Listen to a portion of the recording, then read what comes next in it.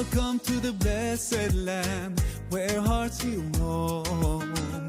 All gathered hand in hand at the center of the world.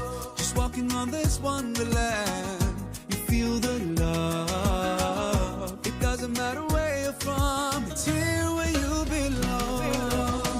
Welcome to Mecca, ahlan wa sahlan. Mecca habiba, habibatul qulub. Welcome to Mecca, ahlan wa sahlan. InsyaAllah kita perkenalkan saya Saudara Fadia. Sebelah saya tu Kak Nora, dan kita pun ada Azira, kita ada Ustaz Muaz, Ustaz Abrani, Ustaz Mohsin. Ada bersama-sama dengan kita.